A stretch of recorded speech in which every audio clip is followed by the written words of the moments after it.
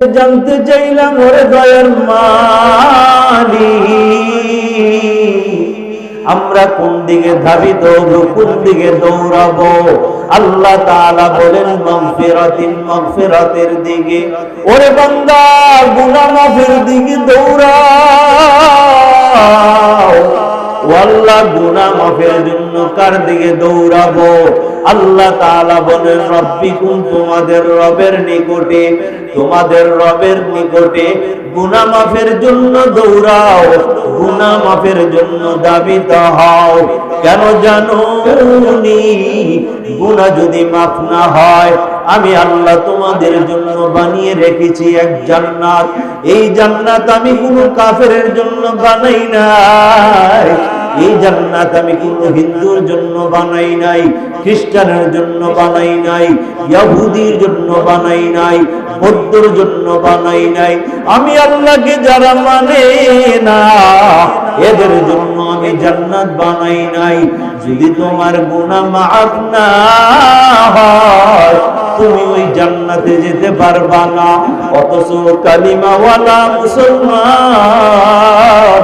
আল্লাহ তাআলা বুঝাই দিলেন, বান্দা, এই জান্নাত আমি আল্লাহ তোমার জন্য বানাইছি।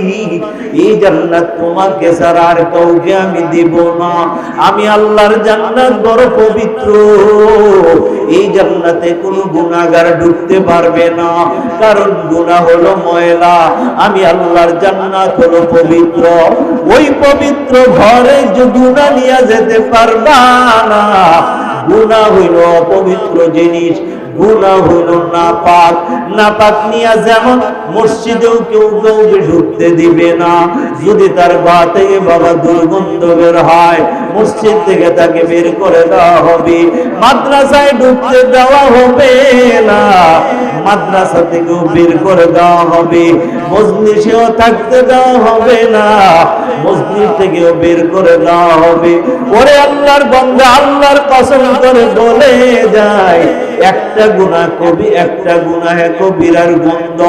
এই দুনিয়ার যত দুর্গন্ধযুক্ত জিনিস আছে, সবগুলি একত্রিত করলে যত দুর্গন্ধ হবে, কসম খোদা, একটা কবিরা গুনার দুর্গন্ধ যত বেশি, ওই দুর্গন্ধ এত বেশি সমস্ত দুর্গন্ধের চেয়ে সব পার করিয়া সবার উপরে চলিয়া যাবে। জোরে বলেন নাউযুবিল্লাহ। তোমার আমার হাতের গুনাহ বাবা, কবিরা গুনার অভাব নাই। পায়ের দিকে তাকায় দেখো না, পায়ের মধ্যেও কবিরা গুনার অভাব নাই। চোখের দিকে তাকাইয়া দেখো, চোখের মধ্যেও কবিরা গুনার অভাব নাই। কানের দিকে তাকাইয়া দেখো, কানের মধ্যেও কবিরা গুনার অভাব নাই। জবানের দিকে তাকাইয়া দেখো, কবিরা গুনার অভাব নাই। প্রশ্ন করবেন, হুজুর কি কবিরা গুনাহ করলাম? এ বাবা, যখন এই চক্ষু দ্বারা রাস্তায় চলার সময় কোন বেগানা নারীর দিকে নজর পড়িয়া গেল, সঙ্গে সঙ্গে একটা কবিরা গুনাহ লেখা হইয়া গেল। এই জবান দিয়া যখন বাবা মিথ্যা কথা বললা, জবরদস্তি করলা, কাউকে গালি দিলা, সঙ্গে সঙ্গে তোমার আমল নামায় কবিরা গুনাহ লেখা হয়ে গেল। এই হাত দ্বারা যখন কাউকে অন্যায় ভাবে বাবা প্রহার করলা, এই হাত দ্বারা সুদের টাকা ধরলা, সুদের টাকা গ্রহণ করলা আর দিলা, হাতের কবিরা গুনাহ লেখা হয়ে গেল। এই পাও দিয়ে যখন কোন গুনার দিকে হেঁটে গেলা, পায়ের কবিরা গুনাহ লেখা হইয়া গেল। এই কান দিয়া যখন তুমি গীবত শুনলা, গান শুনলা, এ বাবা তোমার কানের কবিরা গুনাহ হইয়া গেল। এমন কোন অঙ্গ নাই যে অঙ্গের মধ্যে বাবা গুনাহ নাই। এই কবিরা গুনার গন্ধ কত দুর্গন্ধ জানোনি? সারা দুনিয়ার দুর্গন্ধযুক্ত জিনিসগুলো যদি একত্রিত করা হয় বাবা, একটা কবিরা গুনার দুর্গন্ধের সমান হবে না। এমন দুর্গন্ধযুক্ত গুনাহ নিয়ে তুমি আর আমি জমিনের মধ্যে চলি। এ বাবা, মসজিদে যাই, যদি আজকে আল্লাহ তাআলা মানুষের অন্তর বাবা না খুলে দিত, মানুষ যদি গুনার গন্ধ পাইতো রে, তোমারে আমারে মসজিদে জায়গা দিত না, মাদ্রাসায় জায়গা দিত না, মজলিসে জায়গা দিত না, বাজারে দোকানে জায়গা দিত না। আজকে মানুষের অন্তর নাসিকা চালু নাই, গুনার কারণে সব বাবা বন্ধ হয়ে আছে। তাই তো বাবা তুমি আর আমি দুনিয়াতে চলতে পারি। এ বাবা খতিব আজম রাহমাতুল্লাহ আলাইহি সব সময় নামাজ পড়িয়া ওনার একটা রুমাল ছিল বাবা, মুখে দিয়ে দিত। ওনাকে একদিন জিজ্ঞেস করা হলো, হযরত নামাজের পরে আপনি কেন রুমালটা চেহারায় দিয়া দেন? হুজুর বলে, বাবা বুঝবা না, আমি তোমারে বুঝাইতে পারবো না। লোকটি বলল, হযরত বুঝাইলে কেন বুঝবো না? হুজুর বলে, আগামী নামাজের সময় আইসু। যখন পরবর্তী নামাজে আসলো, হুজুর তাকে রুমালটা দিয়ে দিল আর বলল, যখন সালাম ফিরানো হয় সঙ্গে সঙ্গে রুমালটা চেহারাতে দিয়ে ফেলো। এ বাবা যখন সালাম ফিরানো হলো, রুমালটা চেহারাতে দেওয়া হলো, এই লোকটা একটু বড় চিৎকার মেরে বেহুশ হয়ে মসজিদে পড়ে গেল। হুজুর যখন ফিরে আসলো, হুজুর জিজ্ঞেস করে, বাবা তুমি কেন বেহুশ হয়ে গেলা, চিৎকার কেন মারলা? ওই লোকটা বলে, হযরত যখন রুমালটা চেহারায় দিলাম, আমি তাকায়া দেখি এই মসজিদের মধ্যে শত শত মুসল্লি দেখলাম নামাজ পড়ে। ওই রুমালটা দেওয়ার পরে দেখলাম মসজিদের মধ্যে গোটা কয়েক মুসল্লি ছাড়া সবগুলো চেহারা, কারোরটা বিড়ালের চেহারা, কারোরটা কুকুরের চেহারা, কারোরটা শুকরের চেহারা। এই অবস্থা দেখি আমি বেহুশ হইয়া গেলাম। হুজুরকে জিজ্ঞেস করে, হুজুর এগুলি দেখার জন্য বুঝি রুমাল চেহারায় দেখ? হুজুর বলে, না না, আমি এইগুলি দেখার জন্য রুমাল চেহারায় দেই না। আমার বড় লজ্জা হয়, আমার বড় ভয় হয়, না জানি আমি সিদ্দিকের চেহারাটাও নামাজের পরে এমন বিড়াল কুকুর শুয়োরের চেহারা হইয়া যায়। এই বয়ার লজ্জায় আমি রুমালটা চেহারায় দিয়া দেই। এরে আল্লাহর বান্দা, এই জন্য আল্লাহ তাআলা বলেন, ওয়াসারিউ ইলা মাগফিরা, তোমরা দাবিত হও। আমি বলি আল্লাহ তাআলা বুঝাইতে চাইলেন, ওরে বান্দা দৌড়াও। জিজ্ঞেস করলাম, মাবুদ কোন দিকে দৌড়াবো? আল্লাহ তাআলা বলি, ইলা মাগফিরা, গুনার দিকে মাগফিরাতের দিকে দৌড়াও, গুনাহ মাফের জন্য দৌড়াও। কার দিকে দৌড়াবো? আল্লাহ তাআলা বলে, রব্বিকুম, তোমাদের রবের দিকে দৌড়াও। কেন দৌড়াবে জানুনি? তোমার রব তোমার গুনাহ মাফ করার জন্য দুইটা হাত পাইদা বসে আছে, ডাকতেছে, আয় আয় আয়, ও গুনাহগারের দলেরা আয়। আমি আল্লাহর কাছে আসবি আর বলবি গুনাহ মাফ করে দাও। আমি আল্লাহর জাতের কসম করে বলি, আমি আল্লাহ তোর গুনাহগুলো মাফ করে দেব। গুনাহ যদি মাফ হয়ে যায়, এরপরে দাবি দাও জান্নাতিন, জান্নাতের দিকে। আরদুহাস সামাওয়াতু ওয়াল আরদ, যেই জান্নাতের প্রশস্ততা আসমান এবং জমিন পরিমাণ। উইদ্দাত লিল মুত্তাকিন, এই মাগফিরাত আর জান্নাত আল্লাহ তাআলা রেডি রাখছেন মুত্তাকিনদের জন্য। যাদের ভিতরে ভয় আছে, আল্লাহর ভয়, এদেরকে মুত্তাকি বলা হয়। আল্লাহ তাআলা বলে, যাদের ভিতরে ভয় আছে এরাই মাগফিরাতের দিকে দৌড়াবে, এরাই জান্নাতের দিকে দৌড়াবে। আল্লাহর কাছে জানতে চাইলাম, দয়ার মালিক একটু আর একটু স্পষ্ট করে দাও না, মুত্তাকি কাকে বলা হয়? কার ভিতরে তুমি আল্লাহর ভয় আছে? আল্লাহ তাআলা বলে, তাহলে শুনো, আল্লাযীনা ইউনফিকুনা ফিস সাররাই ওয়াদ দাররা, আমি আল্লাহ যাদেরকে ধন দিলাম, পয়সা দিলাম, টাকা দিলাম, এরা যদি সচ্ছলতায় অসচ্ছলতায় যখন পয়সা থাকে তখন দান করে, আবার যখন পয়সা থাকে না তখন তৌফিক অনুযায়ী খরচ করে দান করে। ওয়াল কাযিমিনাল গায়যা, আর যখন শরীরে গুসা আসে, মনের মধ্যে রাগ আসে, ওই রাগটা যারা হজম করতে পারে, ওয়াল আফিনা আনিন নাস, আর মানুষ যখন তার কাছে কোনো অন্যায় অপরাধ করে সে মন থেকে বলে যা যা করে মাফ করে দিলাম, আল্লাহ বলে এই তিন বুঝার মধ্যে পাইবা রে, বুঝে নিবা তার মধ্যে আমি আল্লাহর ভয় আছি। এক নাম্বার হলো আল্লাহ তাআলা বলেন আল্লাযীনা ইউনফিকুনা ফিস সাররাই ওয়াদ দাররা, যারা সচ্ছলতায় দান করে, অসচ্ছলতায় দান করে, অভাব আসলেও দান করে, আবার যখন পয়সাওয়ালা ছিল তখনও দান করে। দুই নাম্বার, যখন বাবা ওয়াল কাযিমিনাল গায়যা, মনের মধ্যে কোনো গুসা আসে, কোনো রাগ আসে, সঙ্গে সঙ্গে রাগ হজম করে। নবী আমার বলেন উম্মত, যদি তোমার দাঁড়ানো অবস্থায় রাগ আসে বসে যাও, রাগ ঠান্ডা হয়ে যাবে। বসা অবস্থায় যদি রাগ গুসা আসে তুমি শুইয়া যাও, তোমার গুসা ঠান্ডা হয়ে যাবে। আর যদি আর পরেও না হয়, ঠান্ডা পানি দিয়ে ওযু করো, অটোমেটিক তোমার গুসা ঠান্ডা হয়ে যাবে, তোমার রাগ পড়ে যাবে। এই রাগকে ঠান্ডা যারা করে আল্লাহ বলে এদের নাম দিলাম মুত্তাকি। আর মুত্তাকিনদের ঠিকানা কোথায় জানোনি? আল্লাহ তাআলা বলে যারা তাকওয়ার গুণ অর্জন করবে, মুত্তাকির সার্টিফিকেট গ্রহণ করবে, এই তিনটা গুণের অধিকারী হবে। এক নাম্বার সচ্ছলতা দান করে, অসচ্ছলতা দান করে। দুই নাম্বার শরীরে রাগ উঠলে তারা হজম করে, গুসাকে পানি করে ফেলে। তিন নাম্বার, মানুষ যদি কোনো অন্যায় অপরাধ তার কাছে করে সঙ্গে সঙ্গে মাফ করিয়া দেয়। এর উম্মতের দল কিভাবে মাফ করতে হয় মদিনার নবী থেকে শিখে নাও। আল্লাহর নবী বাইতুল্লাহ, আল্লাহর ঘর সামনে নিয়ে সিজদায় পড়ে আছে।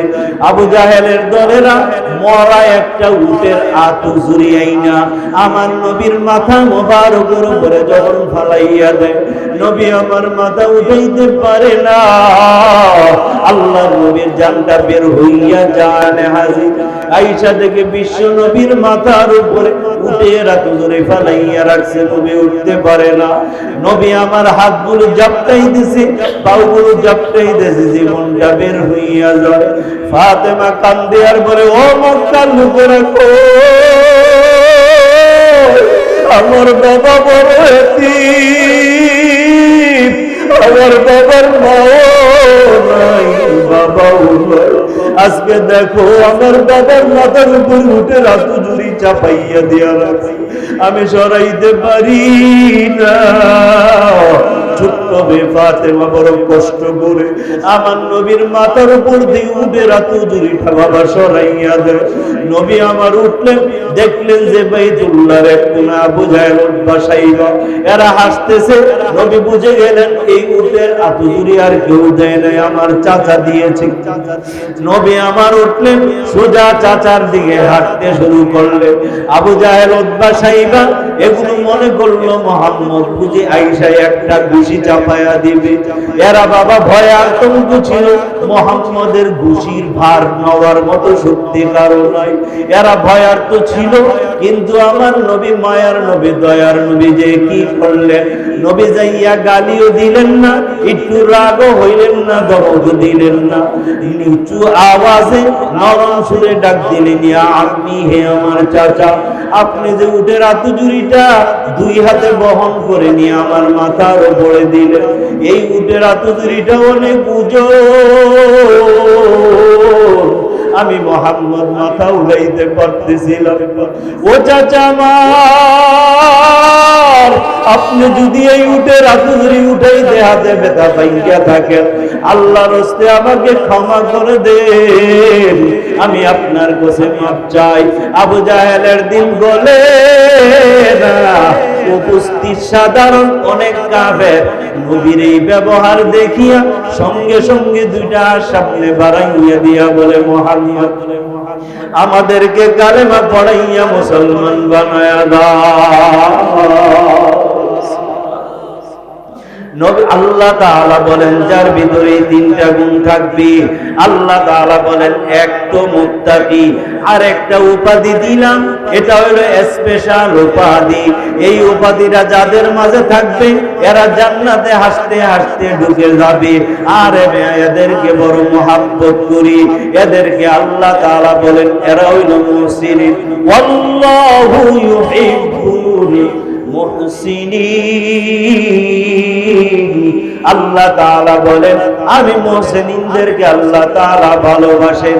আল্লাহর কাছে জানতে চাইলাম ওরে দয়ার মালিক মুহসিনদের জন্য আর দুই একটা গুণের কথা বলেন, ওই গুণে ও গুণগুলো অর্জন করার চেষ্টা করব।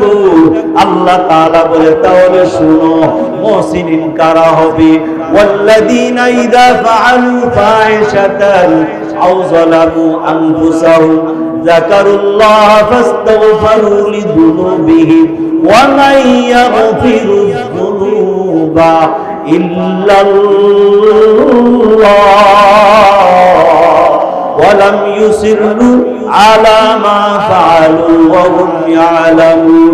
আল্লাহ তাআলা বলেন মুহসিনিন হলো তারা যারা কোন গুনার কাজ করে অথবা নিজের নফসের উপরে জুলুম করে, এরপরে সঙ্গে সঙ্গে তারা আল্লাহ পাকের জিকির করে আল্লাহকে স্মরণ করে, আল্লাহর জিকির করিয়ে আল্লাহর কাছে ক্ষমা চায় গুনাহ মাফের জন্য। কারণ তারা এরপরে আর পুনরাবৃত্তি করে না, এই গুনাহ জেনে শুনে আর করে না, আল্লাহর কাছে তারা কেন মাফ চাবে? আল্লাহ তাআলা বলে এই জন্য এরা জানে আল্লাহ ছাড়া গুনাহ ক্ষমাকারী আর কেউ নাই। আল্লাহ তাআলা বলে এই গুণ যার ভিতরে থাকবে, গুনাহ হওয়ার পর গুনাহ যদি হইয়া যায়, গুনাহ হওয়ার পর আল্লাহর কাছে যদি বাবা মাফ চায়, আল্লাহর কাছে মাফ চায়, আবার দ্বিতীয়বার এই গুনাহটা না করে, আল্লাহ তাআলা বলেন আমি তাদের জন্য পুরস্কার রাখছি। কি পুরস্কার জানোনি? উলাইকা জাযাউহুম, এদের জন্য পুরস্কার রয়েছে ইনদা রাব্বিহিম, তাদের রবের নিকটে মাগফিরাতুন, এক নাম্বার হলো গুনাহ ক্ষমা। আল্লাহ বলেন এদের জীবনের সবগুলি গুনাহ মাফ করে দেওয়া হবে।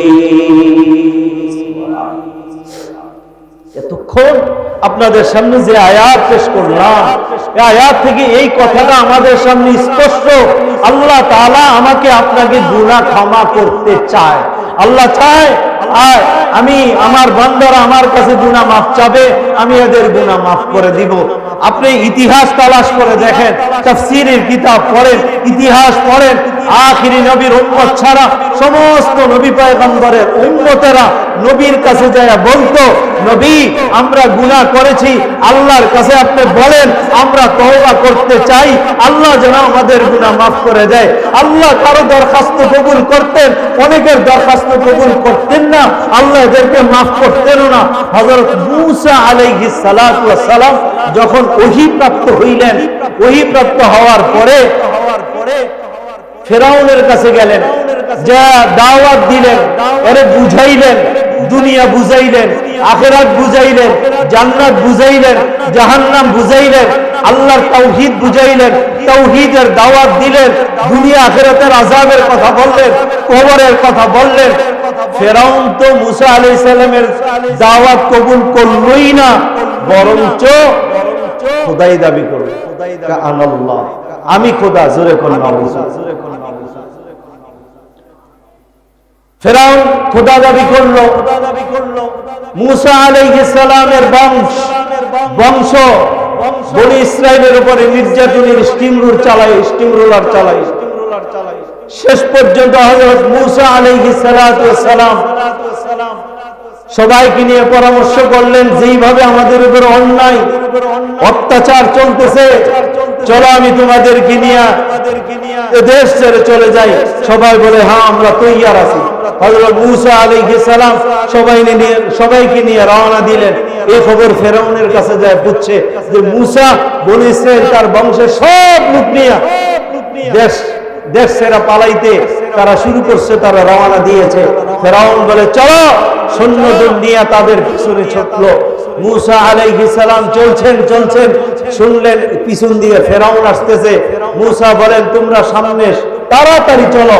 এরা সামনে কদম বাড়াইলো, যাইতে যাইতে যায় দেখলো সামনে নীল নদ, পিছনে ফেরাউন, যাওয়ার কোন রাস্তা নাই। আল্লাহ তাআলার কাছে সাহায্য চাইলেন, বিপদের সময় সাহায্য চাইলেন।